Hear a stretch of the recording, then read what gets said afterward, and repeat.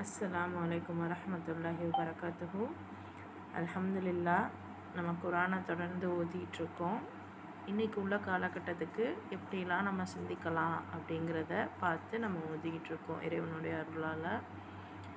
சூரா அன்-நிசா 162வது வசனம் வரைக்கும் நம்ம பார்த்தோம்.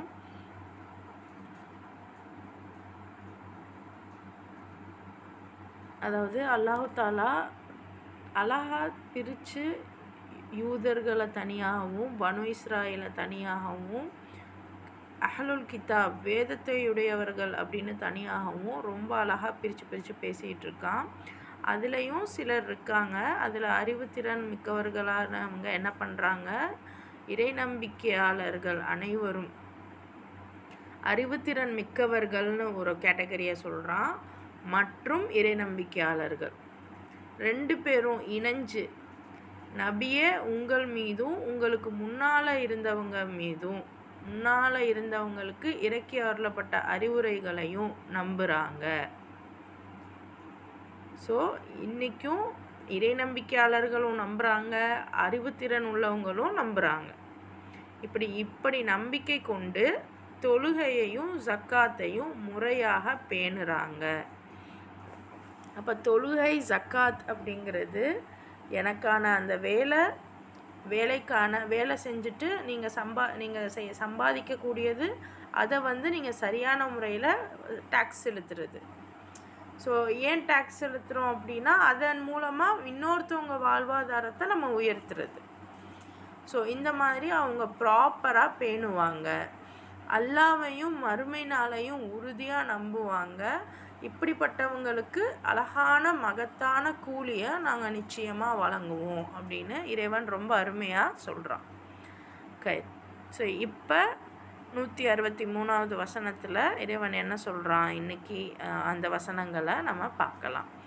அவுது பில்லாஹி மினஷ் ஷைத்தானிர் ரஜீம். பிஸ்மில்லாஹிர் ரஹ்மானிர் ரஹீம்.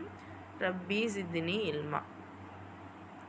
இன்னா அவ்ஹைனா இலைக்க கமா அவ்ஹைனா இலா நூஹின் வன்னபிய்யீன மின் பஅதி வ அவ்ஹைனா இலா இப்ராஹீம வ இஸ்மாஈல வ இஸ்ஹாக வ யாக்கூப வல் அஸ்பாத்தி வ ஈசா வ அய்யூப வ யூனுஸ வ ஹாரூன வ சுலைமான் வ ஆத்தைனா தாவூத ஜபூரா.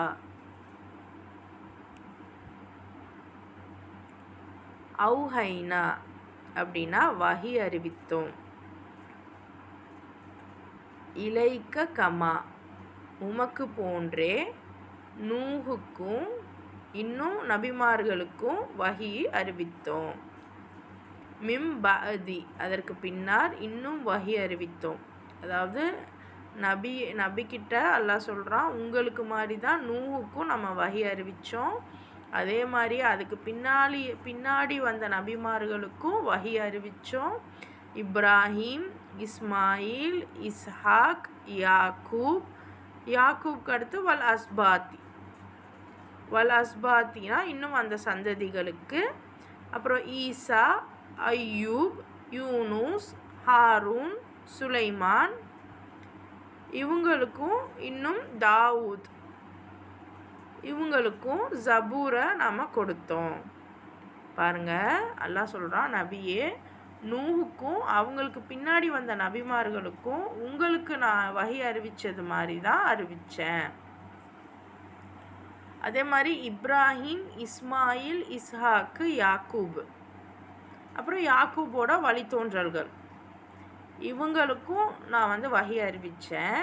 இவங்கள ஒரு கேட்டகரியாக அல்லாஹ் சொல்கிறான். அடுத்த கேட்டகரி பாருங்கள், ஈசா, அய்யூப், யூனுஸ், ஹாரூன், சுலைமான், இவங்க 5 பேரை ஒரு கேட்டகரியாக அல்லாஹ் குறிப்பிட்றான். இவங்களுக்கும் நம்ம வஹி அறிவித்தோம். தாவூதுக்கு ஜபூரை வழங்கணும். அல்லாஹ் இந்த நபிமார்களை தனித்தனியாக பிரித்து சொல்கிறான் அப்படின்னா அதுக்கு ரீசன் இருக்கும். சரியா, என்ன ரீசன்னு பின்னாடி வரக்கூடியதில் நம்மளும் பார்க்கலாம். ஆனால் இப்போதைக்கு அல்லாஹ் என்ன சொல்லியிருக்கான், பிரித்து காமிக்கிறான். அல்லாஹ் எந்த இடத்துலையும் ஒரு வார்த்தையை, ஒரு கமாவை கூட அவன் தேவையில்லாமல் வைக்க மாட்டான். ஸோ இப்போ இந்த நபிமார்களை பிரித்து சொல்கிறான் அப்படின்னா it should have some valid reason. So உங்களுக்கு மாதிரி தான் இவங்களுக்கும் நான் வஹி அறிவித்தேன் அப்படின்ட்டு இவங்களெல்லாம் அல்லாஹ் குறிப்பிட்டு காமிக்கிறான். அதில் இன்னும் முக்கியமாக தாவூதுக்கு ஜபூரையும் நான் வழங்கினேன் அப்படின்னு சொல்கிறோம். அடுத்து ஒரு சூலன் கசஸ்னாகும் அலைக்க மின் கபுலு ஒரு சூழல் லம் நக்சுசுஹும் அலைக் வகுல்லமல்லாஹு மூசா தக்லீமா. மேலும் முன்னரே உம்மிடம் நாம் எந்த இறைதூதர்கள் பற்றி எடுத்துரைத்துள்ளோமோ அந்த இறைதூதர்களுக்கும் உம்மிடம் எடுத்துரைக்கப்படாத இறைதூதர்களுக்கும் வஹி அறிவித்திருக்கிறோம். அல்லாஹ் மூசாவிடம் நேரடியாக பேசியும் இருக்கிறான். அப்போ இந்த நபிமார்களை நான் சொல்லிட்டேன். சொன்ன நபிமார்கள் இத்தனை பேர்: இப்ராஹிம், இஸ்மாயில், இஸ்ஹாக், யாக்கூபு, இன்னும் ஐயூபு, ஈசா, யூனுசு, ஹாரூனு, சுலைமான் அலைஹிஸ்ஸலாம். இவங்க எல்லாரையுமே இறைவன் இப்போ சொல்லியிருக்கான். இவங்களுக்கும் நான் வஹி அறிவித்தேன். இது சொல்லாமல் சில நபிமார்கள் இருக்காங்க, அவங்களுக்கும் நான் வஹி கொடுத்துருக்கேன். அப்போ நமக்கு தெரியாமல் இன்னும் சிலர் இருக்காங்க, அதை நம்ம ஒத்துக்கிட்டு தான் ஆகணும். அதே மாதிரி மூசா அலைஹிஸ்ஸலாம், மூசாலாம் பார்த்திங்கன்னா நேரடியாகவே அவர்கிட்ட நான் பேசியிருக்கேன். அல்லாஹ் மூசாவிடம் நேரடியாக பேசியும் இருக்கிறான். அடுத்த ஆயத்து பாருங்க. ருசூலம் முபஷ்ஷிரீன வமுந்திரீன லி அல்லா யகூன லின்னாசி அலல்லாஹி ஹுஜ்ஜத்துன் பஅதர் ருசூல் வகானல்லாஹு அசீசன் ஹக்கீமா. இப்போ இறை தூதர்கள் அனைவரும் நற்செய்தி அறிவிப்பவர்களாகவும் எச்சரிப்பவர்களாகவும் அனுப்பி வைக்கப்பட்டார்கள். ஏனெனில் அத்தூதர்கள் அனுப்பப்பட்ட பிறகு அல்லாஹ்விடம் முறையிட மக்களுக்கு ஆதாரம் ஏதும் இருக்கக்கூடாது என்பதற்காக. மேலும் என் நிலையிலும் அல்லாஹ் யாவற்றையும் மிகைத்தவனாகவும் நுண்ணறிவாளனாகவும் இருக்கிறான். அப்போ இந்த குறிப்பிட்ட நபிமார்கள் பேரை இறைவன் சொல்லிட்டான். சொல்லாமல் நிறைய நபிமார்கள் வந்திருக்காங்க. எதுக்கு வந்தாங்க அப்படின்னா நல்ல செய்திகள் அறிவித்து எச்சரிக்கிறதுக்காக வந்திருக்காங்க. அவங்கள ஏன் அல்லாஹ் அனுப்பியிருக்கான் அப்படின்னா, எங்களுக்கு எந்த ஆதாரமும் நீ கொடுக்கலையே, எனக்கு எதுவுமே நீ சொல்லித்தரலையே அப்படின்னு இந்த மக்கள் சொல்லிடக்கூடாதுங்கிறதுக்காக அல்லாஹ் அவர்களை அனுப்பியிருக்கான். ஸோ எல்லாத்தையும் மிகைத்தவனும் நுண்ணறிவாளனாகவும் இருக்கிறான். நான் இறை தூதர்களை அனுப்புனேன்னு சொல்லிட்டு ஏன் சூரா அன்னிசால அல்லாஹ் சொல்லணும்? ஒரு பொண்ணுக்கு இதை தெரியணும்னு அல்லாஹ் ஏன் நினைக்கணும்? ஏன்னா இன்னைக்கு நம்ம தான் என்ன பண்ணுறோம், குரானு ஹதீஸை மட்டும்தான்.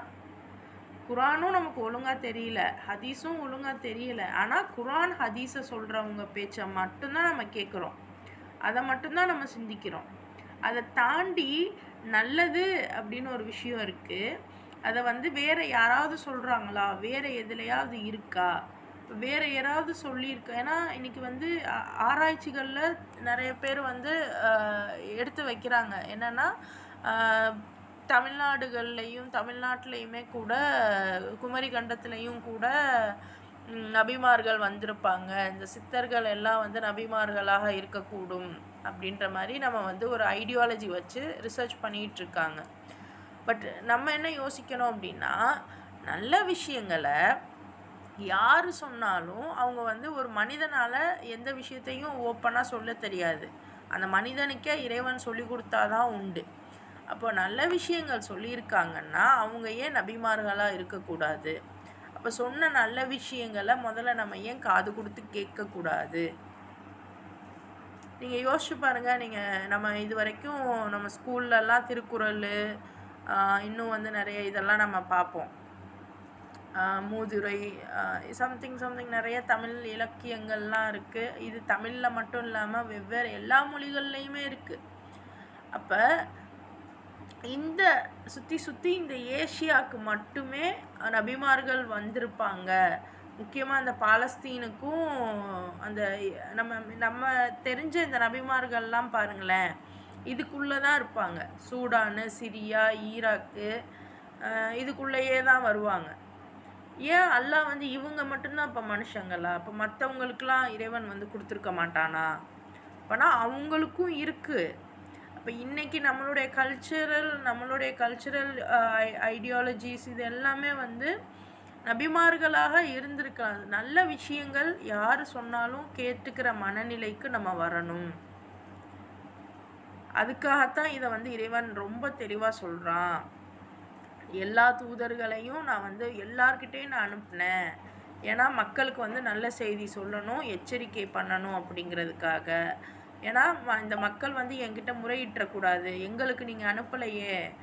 இப்போ நம்ம தமிழ்நாட்டில் இருக்கோம், நம்ம சொல்லிடக்கூடாது நம்ம வந்து எங்கள் சைடில் வந்து எந்த ஒரு இறைதூதரும் வரலையே அப்படின்னா வந்திருப்பாங்க. ஃபைனலாக வந்த நம்ம நபி எல்லாத்தையுமே ஒன்றா பார்த்தாங்க, எல்லா உலகத்தையே ஒரே இடமா பார்த்தாங்க. ஆனால் இதுக்கு முன்னாடி வந்த இதெல்லாம் பார்த்தீங்கன்னா குறிப்பிட்டு அந்த பிராந்தியத்துக்கு மட்டும், இந்த ஊருக்கு மட்டும் நீங்கள் நபியாக இருப்பீங்க, மற்ற ஊர்களில் வேறு நபிமார்கள் இருந்திருக்கலாம். ஸோ நமக்கு தெரிஞ்சே வந்து இப்போ பார்த்தீங்கன்னா இப்ராஹிம் அலைஹிஸ்ஸலாமோட இதிலே பாருங்கள், இப்ராஹிம், இஸ்மாயில், இஸ்ஹாக்கு சொல்கிறான்ல, ஆனால் லூத் அலைஹிஸ்ஸலாமை சொல்லலை பாருங்கள். லைக்வைஸ் அந்தந்த டெரிட்டரிக்கு அல்லாஹ் வந்து ஒவ்வொரு லீடரை வச்சுருக்கலாம். ஸோ நம்ம நல்ல விஷயங்கள் எங்கேருந்து வருது, யார் சொல்கிறா, அதையும் பார்க்கணும். அதாவது நம்ம குரானு, நபி அப்படின்னு சொல்லிக்கிட்டு வர்றதெல்லாம் நல்ல விஷயம். சாமி, இயேசு அல்லது வேறு ஏதோ வார்த்தைகள் சொல்கிறாங்க அப்படின்னு சொல்லிட்டு வர்றதெல்லாம் கெட்ட விஷயம் அப்படின்னு நம்ம பொதுவாக எடுத்துடாமல் என்ன விஷயம் சொல்கிறாங்கங்கிறத கேட்டு அதன்படி நம்ம சிந்திக்க ஆரம்பித்தோம் அப்படின்னா நமக்கு இன்னும் கிளாரிட்டி கிடைக்கும். அதைத்தான் அல்லாஹ் சொல்கிறான், நீங்கள் வந்து இதை மட்டும் பார்க்காதீங்க, நான் சொல்கிறத தாண்டி சொல்லாத இறைதூதர்களும் இருக்காங்க அப்படிங்கிறத ரொம்ப அழகாக சொல்கிறான். ஏன்னா நமக்கு தெரிஞ்சு 1,00,000க்கும் மேற்பட்ட நபிமார்கள் வந்திருக்காங்கன்னு நம்ம ஆராய்ச்சியாளர்கள் சொல்கிறாங்க, உலமாக்களும் சொல்கிறாங்க. அந்த 1,26,000 நபிமார்களுடைய வரலாறுகள், அந்த விஷயங்கள் எல்லாம் நமக்கு எப்படி தெரியும்? தேட முடியுமா? அப்போ மற்றவங்க சொல்கிறத காது கொடுத்து கேட்டு அது இறைவன் சொன்னதாக இருக்குமா அப்படின்னு யோசித்து இருக்குன்ற பட்சத்தில் நம்ம அதை ஏற்றுக்கிட்டு அதை நம்ம வாழ்க்கையில் ஏதாவது அப்ளை பண்ண முடியுதா அப்படின்னு பார்த்து நம்ம பண்ணிக்கிறதுல தப்பில்லை. ஏன்னா நம்ம நினச்சிக்கிட்டு இருக்கோம் இந்த தமிழ் கடவுளர்கள் அப்படின்ட்டு முருகன், இன்னும் வந்து நிறைய இந்த துர்க்கை சம்திங் நிறைய கடவுளர்கள் எல்லாம் நம்மளும் கூட பார்க்குறோம். ஆனால் உண்மையாகவே அந்த தமிழ் கடவுளர்களை அங்கே உள்ள ஆர்கியாலஜிஸ்டே கூட என்ன சொல்கிறாங்க, இவங்க வந்து ஒரு தலைவராக இருந்தாங்க, அந்த இடத்துல இவங்க தலைவராக இருந்தாங்க, இவங்களுக்கு அடுத்து இவங்களை வந்து சிலைகளாக வைக்க ஆரம்பிச்சிட்டாங்க அப்படிங்கிற மாதிரி தான் சொல்கிறாங்க. ஸோ அப்போ அந்த இடத்துல அவங்க ஓதக்கூடிய வேதமாக இருக்கட்டும், இதுவாக இருக்கட்டும், ஏன் நல்ல விஷயங்களாக அந்த இடத்துக்கு தேவைப்படுற விஷயங்களாக இருக்கக்கூடாது? ஸோ அதெல்லாம் நம்ம யோசிக்கணும். ஏன்னா இப்போ இன்றைக்கி காலகட்டத்தில் நபி கிட்ட இருந்து நமக்கு என்னவோ வந்து அவர் தொழுதாரு, ஓதுனார், இவ்வளோ நற்குணங்கள் வச்சுருந்தாரு, இதை சொல்லித்தராங்க. ஆனால் யாருமே நபியுடைய வாழ்வாதாரம், வாழ்க்கை முறையை சொல்லித்தரல. நபி வாழ்கிறதுக்கு அவருக்கு என்ன, அவர் ஒரு ப்ரொஃபஷ்னல் பிஸ்னஸ்மேன், ஒரு ட்ரேடரு, அதை நமக்கு சொல்லித்தரலை. அதே மாதிரி ஒவ்வொரு விவசாயம் அப்படிங்கிறதுக்கு அப்போ அதுக்கு ஒரு நபி வந்திருப்பாங்கல்ல, அல்லாஹ் சொல்லி கொடுத்துருப்பான்ல. இன்னும் காடுகளில் வாழ்கிறவங்களுக்கு அல்லாஹ் வந்து ஒரு இதை ஏற்படுத்தியிருப்பான்ல, இன்னும் டெக்னாலஜிக்கு ஏற்படுத்தியிருப்பான்ல. இப்படி ஏகப்பட்ட நபிமார்கள் இருந்தாங்கங்கிறத ஒத்துக்கிடணும். அதிலிருந்து நல்ல விஷயம் இன்றைக்கி நம்ம எடுத்தோன்னே ஒரு இதை தப்புன்றோம். அது தப்பாக சரியாங்கிறதுக்கு முன்னாடி முதல்ல அது என்னன்னு தெரியணும்ல. அதை பார்க்காமையே இல்லை அது தப்பு அப்படின்னு சொல்கிற நிலைப்பாடுக்கு வந்துடக்கூடாதுல்ல. அது பெண்கள் முதல்ல நமக்கு புரியணுங்கிறதுக்காக அல்லாஹ் அன்னிசால இந்த வார்த்தைகளை சொல்கிறான். உங்களுக்கு தெரியாத நபிமார்களும் இருக்காங்க அப்படின்னு. ரைட். லாக்கினில்லாஹு யஷ்ஹது பிமா அன்ஸல இலைக அன்ஸலஹு பிஇல்மி வல் மலாயிகத்து யஷ்ஹதூன் வகஃபா பில்லாஹி ஷஹீதா. இவங்க நம்பினாலும் சரி நம்பாட்டியும் சரி, ஆனால் நபியே, அல்லாஹ் உம்மீது இறக்கி அருளியவற்றை தன் பேரறிவை கொண்டே இறக்கி அருளினான் என்பதற்கு தானே சான்று வழங்குகிறான்.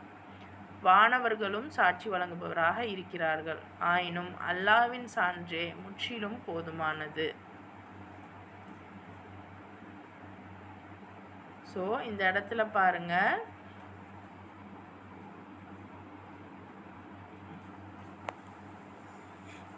லாக்கினி அதாவது என்றாலும் அல்லாஹ் சாட்சி கூறுகிறான். பிமா அன்சல இலைக்க உமக்கு இறக்கியதற்கு, அன்சலஹு பி இல்மிஹி அதாவது இன்றைக்கி நபியவே நிறைய பேர் என்ன பண்ணுறாங்க, புறக்கணிக்கிறாங்க. அல்லாஹ் சொல்கிறான், இவங்க அன்னைக்கும் நபியை புறக்கணிச்சாங்க. நீங்கள் பொய்யர், நீங்கள் இதெல்லாம் கொண்டு வரல அப்படின்னு.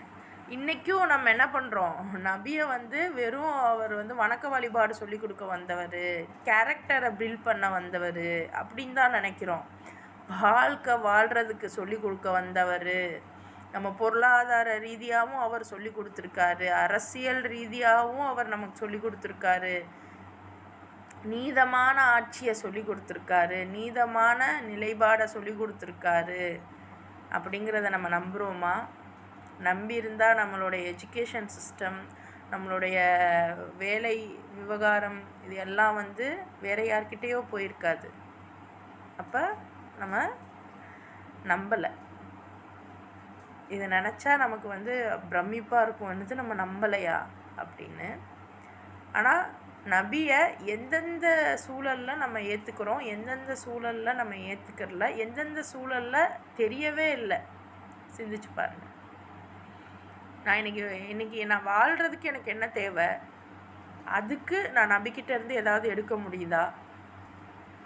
எடுக்க முடிஞ்சிச்சுன்னா அல்ஹம்துலில்லாஹ், எடுக்க முடியலைன்னா எடுக்கக்கூடாதுங்கிறதுக்காக நல்ல ஏற்பாடு பண்ணிட்டாங்கன்றதை புரிஞ்சுக்கோங்க. சிம்பிள். இன்றைக்கி நான் வாழணும், அது எப்படி வாழணுங்கிறதுக்கு நபிக்கிட்ட இருந்து எனக்கு வழி கிடைக்குதா? கேரக்டர் எல்லாம் ஓகே, மாஷா அல்லாஹ். அந்த கேரக்டர்லாம் எப்போ பசி வந்தால் பத்தும் பறந்துரும்னு சொல்கிறாங்க. அப்போ எனக்கு கேரக்டர் முக்கியமா, என் பசி அங்கே தீர்றது முக்கியமா? என் பசி அங்கே தீர்ந்தாதான் என்னால் கேரக்டரை பில்ட் பண்ண முடியும். ஆனால் நமக்கு கேரக்டரை பற்றி சொல்லித்தராங்களே ஒழிய இந்த பசி தீர்க்கிறதுக்கு என்ன வழிங்கிறது இஸ்லாத்தில் இருக்கா, வழிகாட்டி இருக்கா, நபிக்கிட்டேருந்து எடுத்து நமக்கு சொல்கிறாங்களா? ப்ராக்டிக்கல் கல்வி, இன்றைக்கி எஜுகேஷனில் கூட தொழில் கல்வின்னு வருது, தொழில்கல்வி. ஆனால் நமக்கு இந்த ப்ரொஃபஷனல் கல்வியை தான் பெருசாக காண்பிக்கிறாங்க. டீச்சரு, டாக்டரு இதைத்தான் பெருசாக காமிக்கிறாங்க. ஆனால் உண்மையிலேயே நீங்கள் எவ்வளோ பெரிய டீச்சராக இருந்தாலும் டாக்டராக இருந்தாலும் நீங்கள் மேற்கொண்டு உங்களுக்கு ப்ரெஷருக்கு மேலே ப்ரெஷர் படிச்சுக்கிட்டே இருக்கணும். உங்களுக்கு மேலே ஒருத்தவங்க இருப்பாங்க, அவங்களுக்கு நீங்கள் கட்டுப்பட்டுக்கிட்டே இருக்கணும். இதே தொழில்கல்வி அப்படின்னு பார்த்தீங்கன்னா அதை ஓரளவு நீங்கள் புரிஞ்சுக்கிட்டீங்கன்னாவே போதும். அனுபவ ரீதியாக நீங்களே இண்டிபெண்ட்டாக ஒரு கடையை வச்சுட்டு இருந்துருவீங்க. அது இந்த ஒர்க் ஷாப்பாக இருக்கட்டும், எதுவாக இருக்கட்டும். இன்றைக்கி வேலைக்கு போகிறவனை விட ஒரு ஒர்க் ஷாப் வச்சுருக்க ஒரு சாதாரண பிஸ்னஸ் பண்ணுறவங்க நல்லா சம்பாதிக்கிறாங்க. அப்போ அது ரீதியாக அந்த சம்பாத்தியம் என்னுடைய பொருளாதார ரீதியாக, என்னுடைய ஃபினான்ஷியல் ரீதியாக அது ஏதாவது நபிக்கிட்ட இருந்து எனக்கு சொல்லித்தராங்களா? அப்படி சொல்லித்தரலன்னா அந்த இடத்துல நபியை நம்ம விட்டுட்டோன்னு அர்த்தம். அதை நம்ம விட்டதுனால இன்னைக்கு அவங்க எடுத்துக்கிட்டாங்க. கயிறு. ஆனால் அல்லாஹ் சொல்கிறான், நபியை இவங்க நம்பினாலும் சரி நம்பலன்னாலும் சரி, உன் மீது இறக்கி அருளவற்ற தன் பேரறிவை கொண்டு இறக்கி அருளினான். அல்லாஹ் நபிக்கு அனுப்புனது எல்லாமே என்னுடைய பேரறிவு அப்படிங்கிறான். குரான் மட்டும் இல்லை, குரான் மட்டும் இல்லை, நபியுடைய ஒவ்வொரு செயலுமே வந்து அல்லாஹ்வுடைய அறிவோட சான்று. இப்போ நபிக்கிட்ட நம்ம என்ன கற்றுருந்துருக்கணும், எவ்வளோ கற்றுருந்துருக்கணும், அதெல்லாம் நமக்கு ஏன் சொல்லித்தரப்படலை? இப்போ நீங்கள் வந்து இன்றைக்கி வந்து நம்ம ஒவ்வொரு விவசாயத்துக்கு இன்னைக்கு சொல்கிறாங்க. அதாவது ஒவ்வொன்றும் இந்த மகாபாரத யுத்தம் கூட அங்கே வந்து விவசாயிகளுக்கும் மலைவாழ் மக்களுக்கும் நடந்த ஒரு விஷயம் அப்படிங்கிற மாதிரி இன்றைக்கி டீகோட் பண்ணி பேசுகிறாங்க. சேம் அதே ஹிந்துக்கள் தான் பேசுகிறாங்க. சேம் அதே ஆட்கள் பொட்டு வச்சு அழகான முறையில், ஆனால் உண்மையை நிதர்சனமாக பேசுகிறாங்க.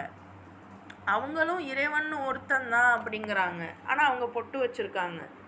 இவங்கெல்லாம் வந்து இந்த வாழ்க்கை முறைக்காக இப்படி மாறி இருக்காங்க, அந்த சிவிலைசேஷனை பற்றிலாம் பேசுகிறாங்க.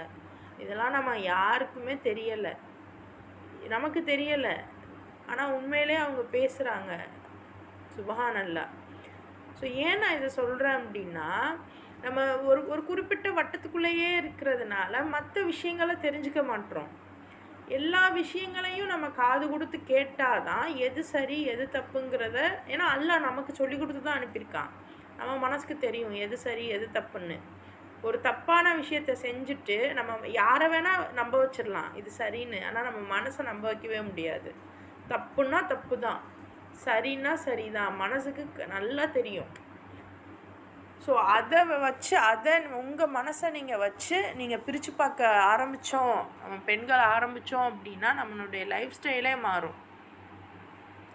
ஸோ அதைத்தான் அல்லாஹ் சொல்கிறான், உங்கள் மீது இறக்கின எல்லாமே என்னுடைய பேரறிவு, இதுக்கு சான்ற அல்லாவே வழங்குறான், இதுக்கு சாட்சியே நான் தான், கூடவே வானவர்களும் சாட்சியாக இருக்காங்க, ஆனாலும் அல்லாஹ்வுடைய சாட்சியே போதும்.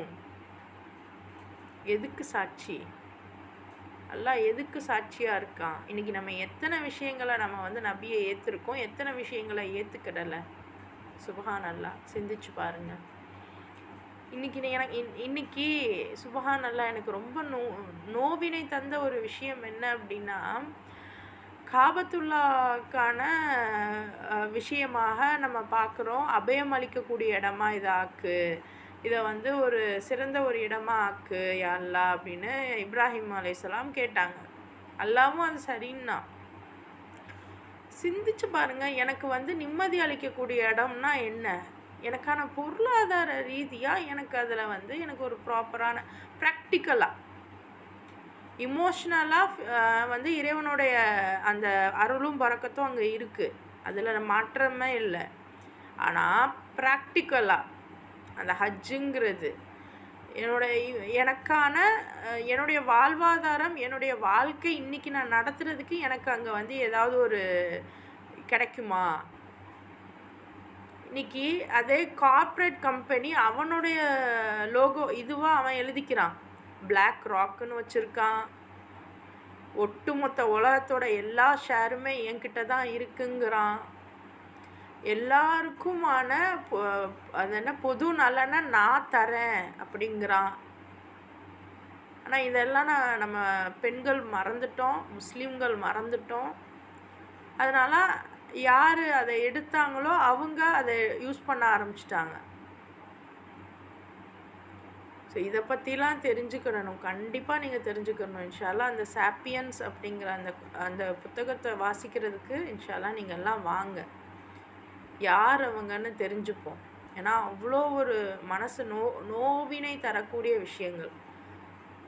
ஏன்னா இன்றைக்கி நம்ம குரானில் பார்க்குறோம் இதெல்லாம், ஆனால் இதெல்லாம் நம்ம லைஃப்பில் இல்லையே அப்படின்னு பார்க்கும்போது யார் அதை வச்சுருக்காங்களோ அவங்க அதை தெரிஞ்சு எடுத்துக்கிட்டாங்க, ஆனால் வேறு மாதிரி அவங்களுக்கு லாபம் தர மாதிரி பயன்படுத்திக்கிட்டு இருக்காங்க. அதை சாதாரண மக்களுக்கு பயன் தராமல் அவங்களுக்கு மட்டும் அது பயன் தர்ற மாதிரி பயன்படுத்துகிறாங்க. நான் உண்மை என்னென்னா அது நம்ம எல்லாருக்கும் வழங்கப்பட்டது. ஸோ அல்லாஹ்வுடைய சான்றே போதும் அப்படின்ட்டான். அடுத்த ஆயத்து பாருங்கள், இன்னல்லதீன கஃபரு வசத்து அன் சபீலில்லாஹி கத்வல்லு ஜலாலம் பஈதா. எவர்கள் இவற்றை தாமும் ஏற்க மறுத்து அல்லாஹ்வின் வழியில் செல்ல விடாமல் மற்றவர்களையும் தடுக்கிறார்களோ அவர்கள் திண்ணமாக வழிகேட்டில் மூழ்கி சத்தியத்தை விட்டு வெகு தூரம் சென்று விட்டார்கள். இப்போ இந்த கஃபரு அப்படின்னு வர்றது பாருங்க, அதாவது ஏற்க மறுக்கிறது. அதாவது இவ்வளோ சான்றுமே நபியை வச்சு அல்லாஹ் சொல்லிட்டான். நூஹுலேருந்து நபி ஸல்லல்லாஹு அலைஹி வஸல்லம் வரைக்கும் என்னென்ன விஷயங்கள் தனித்தனியாக அல்லாஹ் சொல்லி கொடுத்தானோ அதையெல்லாம் மொத்தமாக நபிக்கிட்ட வச்சு எல்லாத்தையும் சேர்த்தே ஒரு கேட்டகரி கொடுத்துட்டான். எப்படின்னா, இப்போ நூஹுலேருந்து ஒவ்வொரு நபிக்கும் ஒவ்வொரு ப்ரொஃபஷனுக்கு அவங்கள கொடுத்துருப்பான். இப்போ பாருங்களேன், யூசுஃப் அலைஹிஸ்ஸலாம் எடுத்திங்கன்னா உணவு சார்ந்த இதுக்கு அதிகாரியாக ஆக்கியிருப்பான். ஸோ அதில் அவர் இதாக இருப்பார். ஸோ அந்த மாதிரி ஒவ்வொருத்தவங்க ஒவ்வொரு இதுகளை வந்திருப்பாங்க. ஆனால் நபி ஃபைனலாக வரப்ப எல்லா விஷயமும் இவர்கிட்ட வந்துச்சு. உணவு, பொருளாதாரம், அரசியல், இன்னும் பார்த்திங்கன்னா உறவு முறைகள், இன்னும் பார்த்திங்க அப்படின்னா சொத்து விவகாரங்கள், ஆட்சி அதிகாரம், இன்னும் அந்த கனிம பொருட்கள், இன்னும் வரி, இந்த மாதிரியான விஷயங்கள், இப்படி இன்னும் நலன்கள், இன்னும் இந்த அதாவது மற்ற இவங்களுக்கெல்லாம் கூட ஒவ்வொரு நாட்டுக்கும் ஒவ்வொரு ரீஜனுக்கும் ஒவ்வொரு நபிமார்கள் இருந்தாங்க. ஆனால் நம்ம நபி மட்டும் எல்லா ரீஜனுக்கும் ஒரே ஆள். அப்போ எல்லா ரீஜனுக்கும் ஒரே ஆள் அப்படின்னா அந்த எவ்வளோ பெரிய விஷயம் நபிக்கு வந்திருக்கு. நமக்கு தெரிஞ்சதே இப்போ கொஞ்சம் தான் நானும் சொல்கிறேன். ஆனால் இன்றைக்கி இந்த உலகத்தில் எதெல்லாம் நம்ம வாழ்கிறதுக்கு தேவையாக இருக்கோ அந்தந்த இதோடைய மெயின் அத்தாரிட்டி நபிக்கிட்ட இருந்துச்சு, நபிக்கு வந்துச்சு. இதுக்கு சாட்சி அல்லாஹ் தான். ஸோ இந்த காஃபிர்கள் என்ன பண்ணுறாங்களாம், இதை ஏற்றுக்க மாட்டுறாங்களாம், ஏற்க மறுக்கிறாங்க அப்படின்னா ஏற்றுக்க மாட்டுறாங்க. அப்போ அவங்க நம்பாமல் இல்லை, அவங்க நம்புகிறாங்க. அவங்களுக்கு தெரிஞ்சும் ஏற்றுக்க மாட்டாங்க. ஏன்னா எனக்கு தானே தரணும், எனக்கு தராமல் ஏன் அவங்களுக்கு தராங்க? இப்போ எப்படி ஷைத்தான் ஆதமை ஏற்றுக்கிறல, அப்போ நம்பாமல் இருந்தானா? ஆதமே இல்லைன்னு சொன்னானா? அப்படி சொல்லலை. ஆதமெல்லாம் நம்புகிறாரு, ஆதம்லாம் இருக்காரு தான். ஆனால் எனக்கு தராமல் ஏன் ஆதமுக்கு தந்தது தானே அங்கே பிரச்சனை. இப்போ அதே மாதிரி யார் அல்லாஹ்வுடைய விஷயங்களை ஏற்க மறுத்து மற்றவங்களையும் அந்த வழியில் போக விடாமல் தடுக்கிறாங்களோ அவங்கள திண்ணமான வழிகேட்டில் வெகு தூரம் போயிட்டாங்க அப்படின்னு அல்லாஹ் சொல்கிறான். இன்றைக்கி நம்ம இதை செய்வோம், நம்ம ஒரு விஷயத்த பண்ணுறோம் அப்படின்னா நம்மளை சுற்றி உள்ளவங்களும் இதைத்தான் பண்ணணும்னு எதிர்பார்ப்போம். அது சரியாக தப்பான்லாம் தெரியல. ஸோ பெற்றோர்கள் சொல்லுவாங்க, நீ வெளிநாட்டுக்கு போயிடு, அது சரியாக தப்பான்லாம் எல்லாரும் சம்பாதிக்கிறாங்க, நீயும் போய் சம்பாதி, நீ வெளிநாட்டுக்கு போயிடு அப்படின்னு நம்ம அனுப்புகிறோம். அனுப்பிட்டு இங்கே மருமக சரியில்லை, மருமக அப்படி இருக்கா இப்படி இருக்கான்ட்டு பேசுகிறாங்க. இன்னும் இந்த நிலை எப்படி போகுது, கடைசியில் தேவையில்லாத இஷ்யூஸ்குள்ளே போகுது. அந்த குழந்தைங்க வரைக்கும் பாதிக்கப்படுறாங்க. ஆனால் இது நடந்தது என்ன, நம்ம ஆரம்பித்தது தான். இது நான் ஏன் சொல்கிறேன் அப்படின்னா, அதாவது இறைவன் சொன்ன விஷயத்த இவங்களும் ஏற்றுக்க மாட்டாங்க. அதே மாதிரி அல்லாஹ்வோட வழியில் போகணுன்னு மற்றவங்களையும் தடுப்பாங்க. நீ என்ன இந்த கம்பெனிக்கு போய் வேலைக்கு போ, இதை செய் அதை செய், யாரோ ஒருத்தவங்க சொன்னாங்கன்ட்டு நம்ம ஒவ்வொன்று இந்த படிப்பை படி, அதை படி, இதை படி நம்ம செய்கிறோம். இது நம்ம செக் பண்ணிக்கிறதுக்கு. ஆனால் மெயினாக இங்கே அல்லாஹ் யாரை குறிக்கிறான் அப்படின்னா காஃபிர்கள் அப்படின்னா இந்த சின்ன மக்கள் இல்லை. இப்போ இன்றைக்கும் பார்த்தீங்க அப்படின்னா அந்த கோயிலுக்கு போகிற சாதாரண மக்களே கூட என்ன சொல்கிறாங்க, இந்த மேல் ஜாதிக்காரவங்க எங்களை புஷ் பண்ணுறாங்க, எங்களை இது பண்ணுறாங்க, எங்களை ஏன் உள்ளே விட மாட்டுறாங்க. அப்போ அந்த மேல் வர்க்கம், அதிகார வர்க்கம், அந்த அதிகார வர்க்கம் யார், அந்த ஹைரார்ச்சி போனால் உங்களுக்கு தெரியும். தஜ்ஜாலு, ஃப்ரீமேஷன்ஸ், இலுமினாட்டி இவங்க வருவாங்க.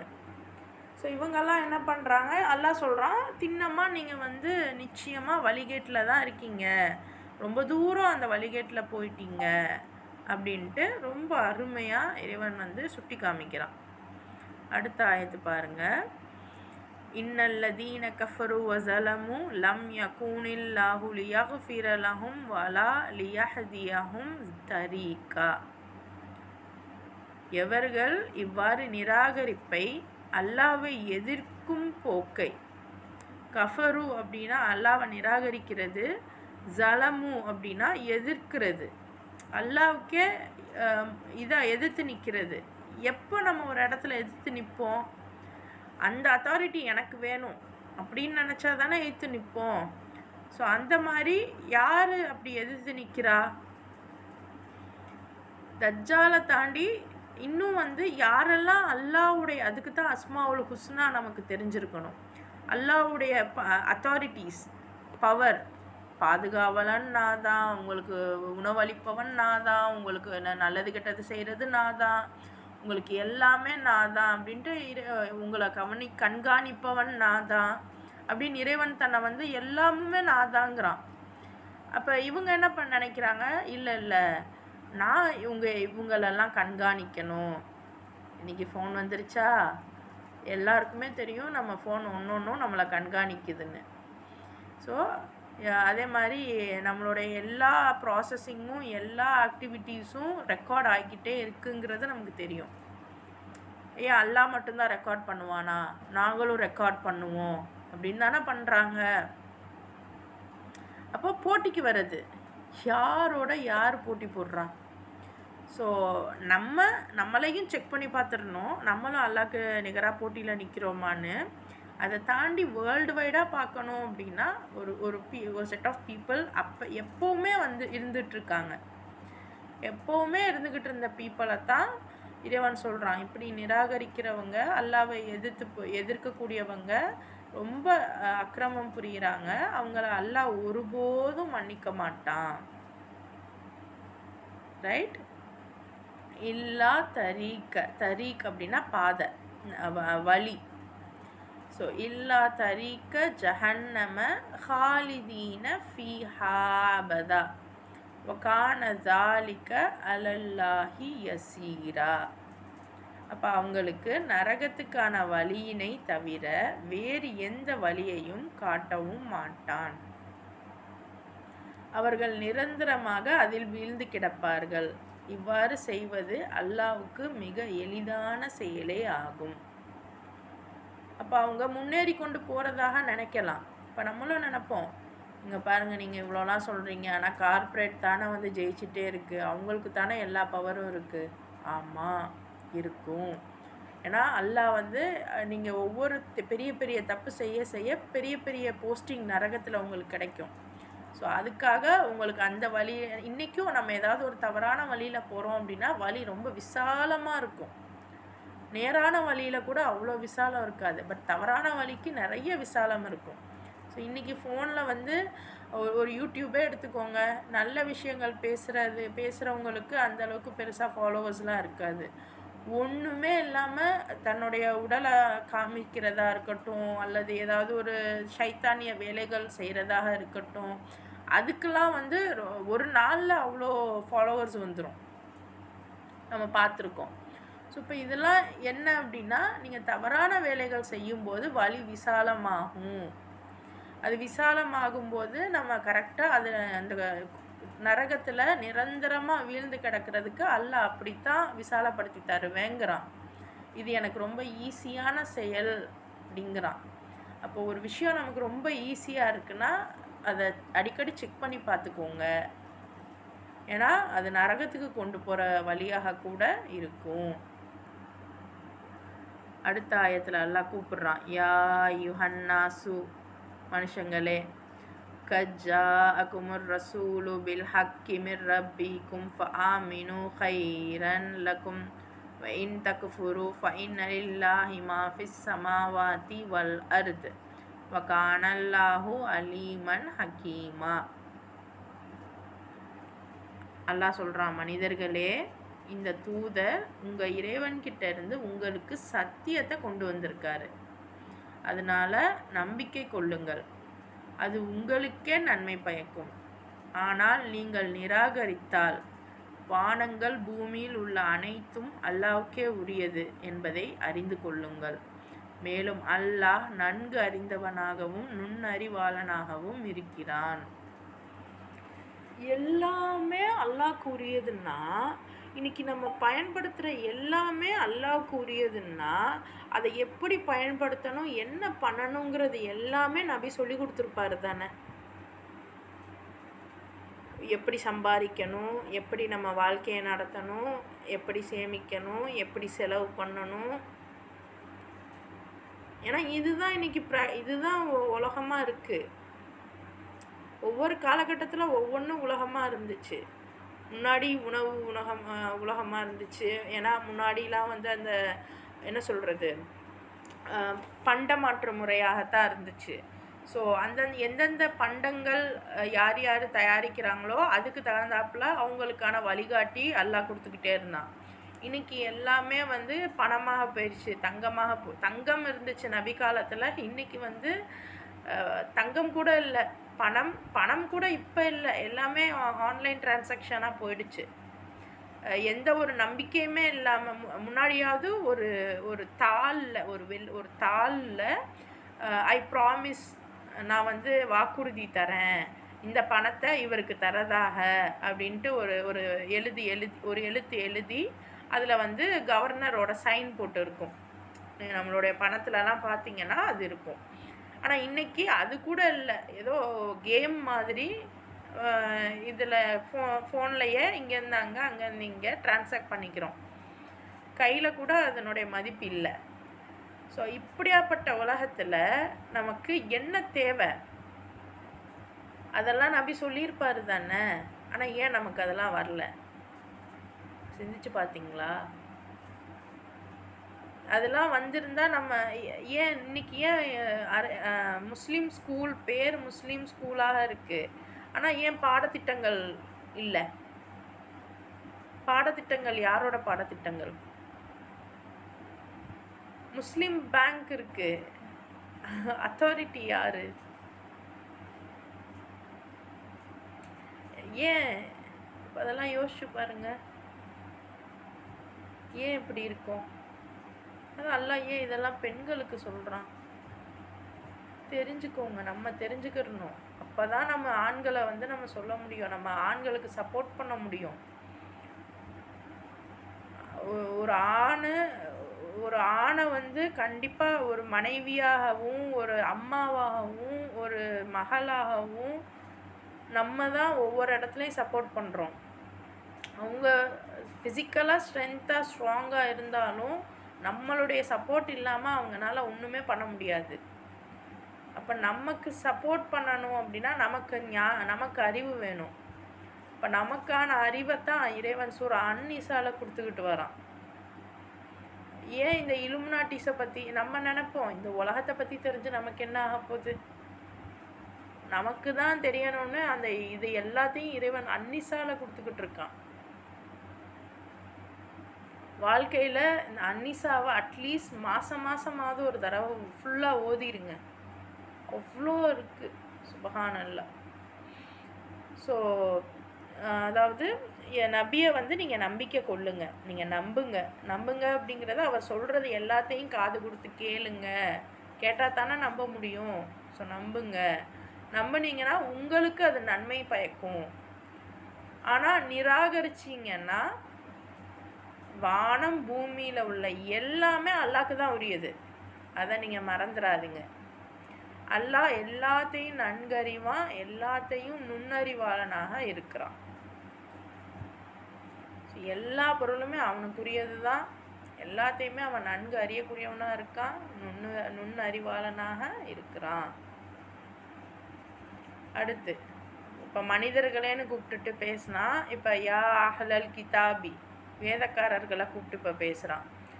லா தகுலு ஃபீ தீனிக்கும் வலா தகூலு அலல்லாஹி இல்லல் ஹக் இன்னமல் மசீஹு ஈசப்னு மரியம ரசூலுல்லாஹி வ கலிமத்து.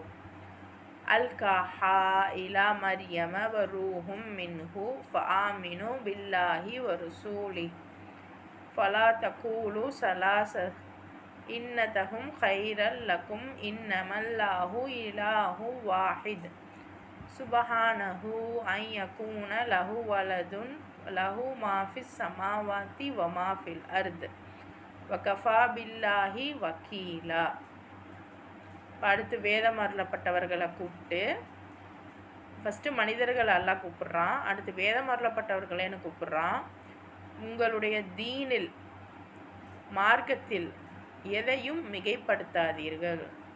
தீன் அப்படின்னா ரிலீஜன் இல்லை, நம்மளுடைய லைஃப் ஸ்டைல்.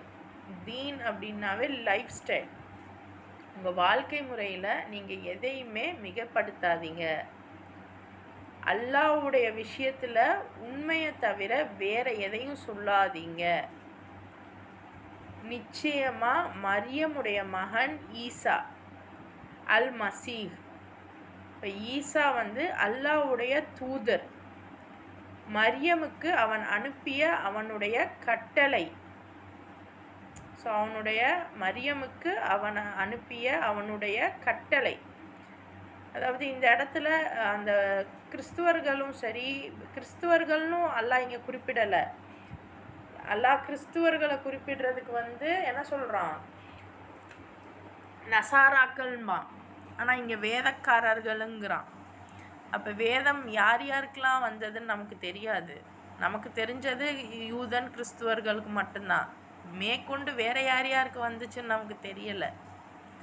இன்னொன்று, தாவூத் அலைஹிஸ்ஸலாமுக்கு தௌராத்துன்னு ஒன்று வந்திருக்கு. அந்த தௌராத்தை இப்போ யார் யூஸ் பண்ணுறான்னு நமக்கு தெரியலை. ரைட்? ஸோ அல்லாஹ் சொல்கிறான், இந்த மரியமுடைய மகன் ஈசா, இது மரியமுக்கு அல்லாஹ் ஒரு அத்தாட்சியாக அனுப்பியிருக்கார். ஒரு கட்டளைனா ஒரு வேலையாக மரியமுக்கு ஈசாவை அனுப்பியிருக்காரு அல்லாஹ். மேலும் அல்லாஹ்விடமிருந்து வந்த ஒரு ரூஹும் ஆவார். அல்லாஹ் கிட்ட இருந்து வந்த ரூஹு அப்படின்னா இதை எப்படி நம்ம புரிஞ்சுக்கிடணும்னா, இப்போ நான் நிறைய ஒரு எக்ஸாம்பிள், நான் ஒரு நிறைய பழங்கள், ஒரு ஆரஞ்சு பழம் வச்சுருக்கேன், நிறைய ஆரஞ்சு பழம் வச்சுருக்கேன். அதுலேருந்து நான் ஒன்று உங்களுக்கு தரேன் அப்படிங்கிறதுக்கும், ஆரஞ்சு பழத்தை நான் தான் பெற்று கொடுத்தேன் அப்படிங்கிறதுக்கும் வித்தியாசம் இருக்கா? வித்தியாசம் இருக்கா? ஆரஞ்சு பழத்தை நான் பெக்க முடியும். அல்லாஹ் கிட்ட இருந்து வந்த ஒரு ரூஹ் அப்படின்னா, அல்லாஹ் கைவசம் ஏகப்பட்ட விஷயங்கள் இருக்குது. அதுலேருந்து ஒன்று ரூஹு, அதை அவன் அனுப்புகிறான். ஆனால் இவங்க என்ன சொல்கிறாங்க, அது அல்லாஹ் கிட்ட இருந்து வந்த ரூஹு அப்படின்றதுனால அது அல்லாஹ்வுடைய உயிர், அல்லாவே பெற்று எடுத்த உயிர் அப்படின்ட்டாங்க. அப்படி கிடையாது. ஸோ இதை நம்ம புரிஞ்சுக்கிடணும். ஸோ அல்லாஹ் கிட்ட இருந்து வந்த ஒரு ரூஹு மரியமுடைய கருவறையில் குழந்தையாக வடிவம் பெற்றது. எனவே நீங்கள் அல்லாஹ்வின் மீதும் அவனுடைய தூதர்கள் மீதும் நம்பிக்கை கொள்ளுங்கள். மேலும் 3 கடவுள் என சொல்லாதீர்கள். அப்படி சொல்வதை தவிர்த்து கொள்ளுங்கள். இதுவே உங்களுக்கு நன்மை பயக்கும். ஏனெனில் அல்லாஹ் ஒரே இறைவன்தான். தனக்கு மகனை ஏற்படுத்தி கொள்வதை விட்டு அவன் தூய்மையானவன். வானங்கள் மற்றும் பூமியில் உள்ளவை அனைத்தும் அவனுக்கே உரியன. மேலும் அவை அனைத்தையும் பராமரித்து பாதுகாக்கும் பொறுப்பினை ஏற்பதற்கு அவனே போதுமானவன். அல்லாஹ் தன்னுடைய எந்த ஆற்றலுமே அவனுக்கு குறைவு இல்லைங்கிறத ரொம்ப அழகாக சொல்கிறான். ஒன்றும் இல்லை, சிம்பிள். இன்றைக்கி ஒரு ஒரு ஒரு ஒரு கார் தயாரித்தாவோ ஒரு வாட்ச் தயாரித்தாவோ அதுக்கு காப்பிரைட் வாங்கி வச்சுக்கிறாங்க. காப்பிரைட் இல்லை, பேட்டன்ட் வாங்கி வச்சுப்பாங்க. அதாவது பேட்டன்ட், காப்பிரைட் இதெல்லாம் என்ன அப்படின்னா, காப்பிரைட் அப்படிங்கிறது ஒரு புத்தகத்துக்கு வாங்குறது. பேட்டன்ட் அப்படிங்கிறது மொத்தமாக இந்த பொருளை நான் தான் தயாரித்தேன், காலத்துக்கும் இது என்னுடைய பொருளாகத்தான் இருக்கணும், நான் இறந்த பிறகும் இது என்னோட பொருளாகத்தான் இருக்கணும் அப்படின்ட்டு மனிதர்கள் பேட்டன்ட் வாங்கி வச்சுக்கிறாங்க. அல்லாஹ் கொடுத்த அறிவை கொண்டு, அல்லாஹ் கொடுத்த பொருளை கொண்டு இவங்க ஏதோ ஒன்று தயாரித்ததுக்கே நம்ம என்ன பண்ணுறோம், இது என்னுடைய தயாரிப்புன்னு நம்ம பேட்டன்ட் வாங்கி வச்சுக்கிறோம். நம்ம என்னதான் இருந்தாலும் ஏன் தயாரிப்புன்னு சொல்லுவோமே ஒழிய, என்ன சொல்லுவோம், அவங்க மகனாக இருந்தால் கூட எங்கள் அப்பாவுடையது அப்படின்னு தான் சொல்ல முடியுமே ஒழிய என்னோடதுன்னு சொல்ல முடியாது. சாதாரண மனுஷன் நம்மளே இப்படி பண்ணுறோன்னா, நம்மளையே படைச்சு எந்த ஒரு குறையுமே இல்லாமல் தீர்க்கமாக நிற்கிற ஒரு இறைவன் எவ்வளோ பெரிய பேட்டன்ட் வாங்கி வச்சுருப்பான். அதான் அல்லாஹ் சொல்கிறான், எல்லாமே என்னுடையது, என்னோட பொருள், நானே போதும் உங்களெல்லாம் பாதுகாக்க. அப்போ நானே சஃபிஷியன்ட்டுங்கிறப்ப நான் ஏன் இன்னொரு ஆள் எனக்கு எதுக்கு? இன்ஃபேக்ட் இப்போ யோசிச்சு பாருங்கள், எல்லாமே ஒரு கண்ட்ரோலில் இருந்தால் மட்டும்தான் அது நேர்த்தியாக போகும். சொல்லுவோம் இல்லையா, இவ்வளோ நாள் இந்த கம்பெனி நல்லா தான் இருந்துச்சு, அவங்க பசங்க டேக் ஓவர் ஆகவும் கம்பெனி சரியாக இல்லை இவ்வளோ நாள் மோசமாக இருந்துச்சு, அவங்க பசங்க டேக் ஓவர் பண்ணவும் தான் கம்பெனி நல்லா இருக்குது, இந்த வார்த்தைகள்லாம் வரும். ஆனால் அல்லாஹ் சொல்கிறான், எல்லாத்தையும் நான் பார்த்துக்கிறேன், எல்லாமே என்னால் முடியும், நான் தான் செய்கிறேன் அப்படிங்கிறான். அப்புறம் எனக்கு பசங்க எதுக்கு சொல்லுவோம், அப்பாவுக்கு வயசாயிருச்சு, இனி நீ தான் பார்க்கணும் அப்படின்னு நம்ம சொல்லுவோம். ஆனால் அல்லாஹ் தான் எந்த விதத்துலையுமே ஒரு குறையுமே இல்லாதவன். அப்போ அப்படிங்கிறப்ப நீங்கள் ஏன் 3 கடவுள்னு சொல்கிறீங்க? ஈசாவை நான் தான் மரியமுக்கு அனுப்புனேன், மரியமுக்கு ஒரு வேலையாக ஈசாவை நான் அனுப்புனேன், ஈசாக்கும் மரியமுக்கும் அங்கே வேலை இருக்குது, நான் அதனால் அனுப்புனேன். ஆனால் என்னோடய வேலையாட்கள் தான் அவங்க, நான் சொல்கிறத செய்ய வந்தவங்க தான், அவங்க இஷ்டத்துக்கு எதுவும் பண்ண வந்தவங்க கிடையாது. எனக்கு மட்டும்தான் அந்த அதிகாரம் இருக்குது, நான் மட்டுமே போதுமானவன் அப்படின்னு ரொம்ப அழகாக இறைவன் சொல்லிட்டான். அடுத்த ஆயத்து பாருங்க, லை யஸ்தன் கிஃபல் மசீஹு ஐயகூன அப்தல் லில்லாஹி வலல் மலாயிகத்துல் முகர்ரபூன் வமை யஸ்தன்கிஃப் அன் இபாததிஹி வயஸ்தக்பிர் ஃபசயஹ்ஷுருஹும் இலைஹி ஜமீஆ. தான் அல்லாவின் அடிமையாக இருப்பதை மசீஹ் எப்போதுமே இழிவாக கருதியது இல்லை. இறையன்மை பெற்ற வானவர்களும் அதனை இழிவாக கருதுவது இல்லை. எவர்கள் அல்லாவுக்கு பணிந்து வாழ்வதை இழிவாக கருதி தற்பெருமை கொள்கிறார்களோ அவர்கள் அனைவரையும் விரைவில் அல்லாஹ் ஒன்று திரட்டி தன்முன் கொண்டு வருவான். அல்லாஹ் சொல்கிறான், நான் சொல்கிறத கேட்டு வாழ்கிறதில்ல மசீஹ் ஈசா என்றைக்குமே இழிவாக நினைக்கலையாம். ஈசா என்றைக்குமே இழிவாக நினைக்கல. அதே மாதிரி வானவர்களும். அப்போ வானவர்கள் என்ன அல்லாஹ்வுடைய சொல் பேச்சு கேட்டு இது பண்ணுறாங்க அப்படின்னா, இன்றைக்கி நம்ம இயற்கை தானாக நடக்குது அப்படின்னு எதையெல்லாம் நம்ம நினைக்கிறோமோ அது எல்லாத்தையுமே செய்கிறது வானவர்கள் தான். அல்லாஹ் எல்லா விஷயத்தையுமே செய்கிறதுக்கு ஆள் வச்சுருக்கான். இன்றைக்கி நமக்கு ஒரு கம்பெனியை நடத்துறதுக்கு ஏகப்பட்ட தடுமாற்றம், ஏகப்பட்ட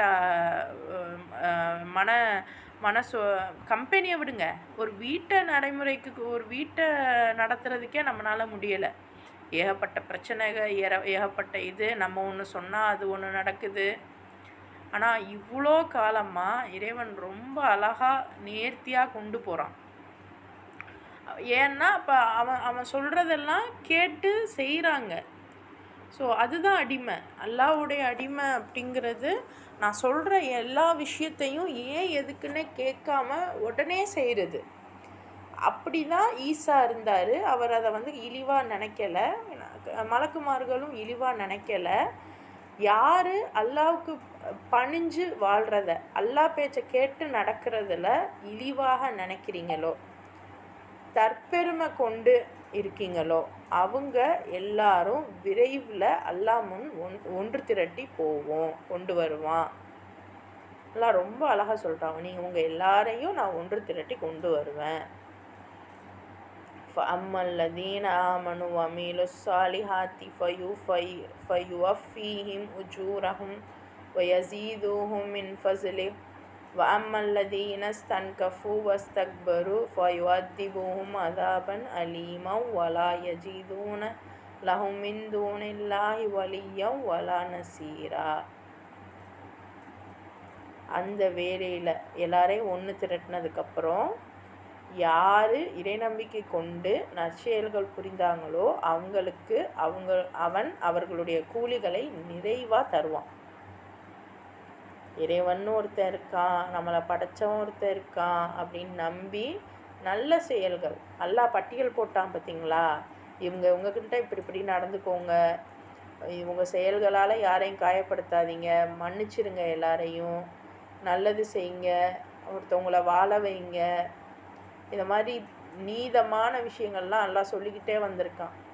யார் அதையெல்லாம் நம்ம செஞ்சோமோ அவங்களுக்கு பாருங்கள், நம்பிக்கை கொண்டு நற்செயலும் செய்யணும், செயல் செஞ்சுருக்கணும். நம்பினா மட்டும் பத்தாது, செயல் செஞ்சவங்களுக்கு உங்கள் செயலுக்கு ஏற்ப நிறைய கூலி நான் தருவேன், மேலும் தனது அருளால் இன்னும் அதிகம் வழங்குவான்.